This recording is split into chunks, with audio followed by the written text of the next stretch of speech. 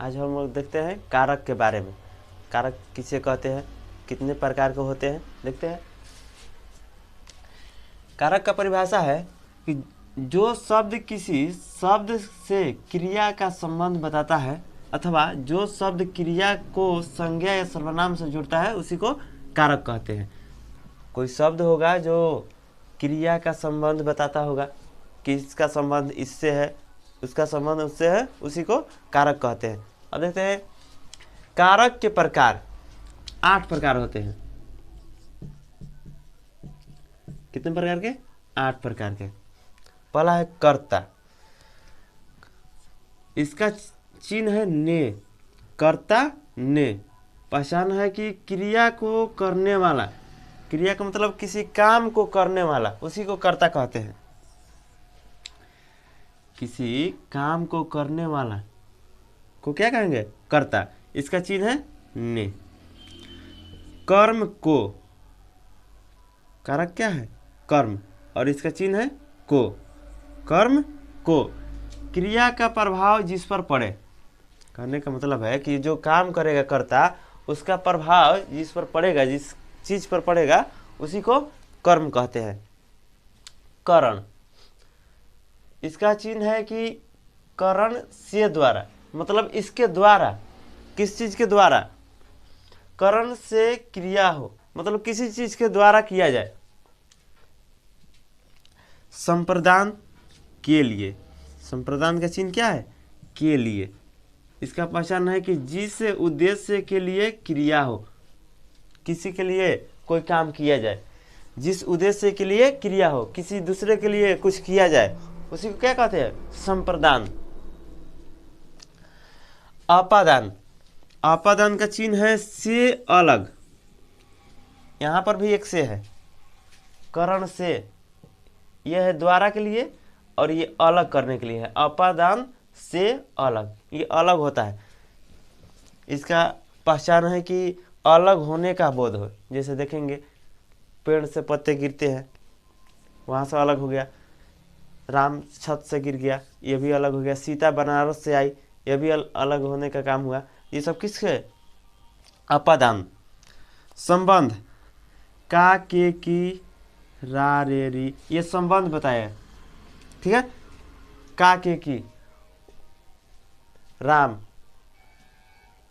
सीता का भाई है, संबंध बता रहा है। कहा गया वह मेरी बहन है, री है ना, मेरी, री आ रहा है तो वह मेरी बहन है, यह भी संबंध बता रहा है।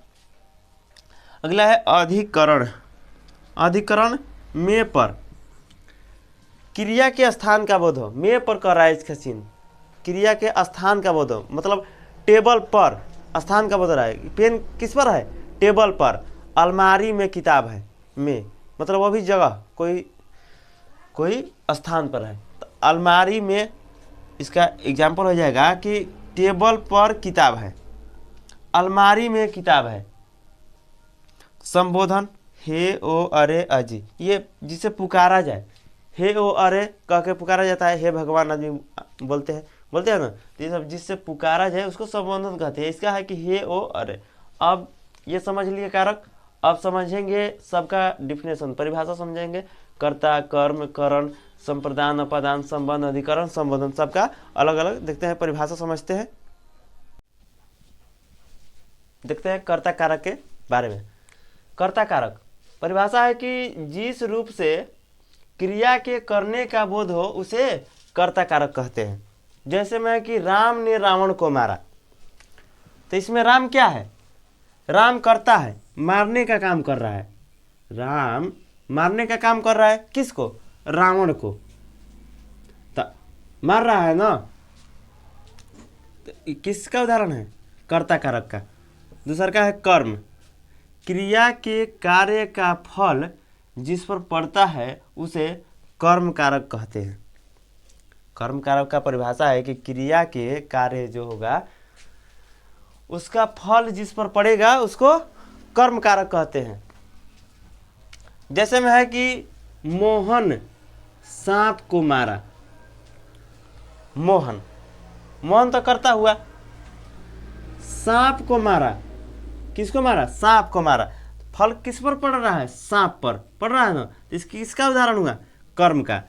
तीसरा है कि करण, संज्ञा या सर्वनाम के जिस रूप से क्रिया करने का साधन हो उसे करण कारक कहते हैं। इसका एग्जाम्पल कह रहा है कि संज्ञा या सर्वनाम के जिस रूप से क्रिया करने का साधन हो उसे करण कारक कहते हैं।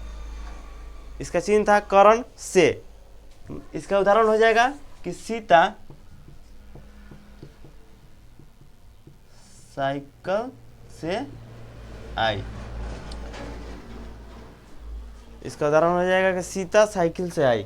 देखो, संज्ञा या सर्वनाम के जिस रूप से क्रिया करने का साधन का बोध हो, साधन हो रहा है ना साइकिल, किससे आई है? साइकिल से।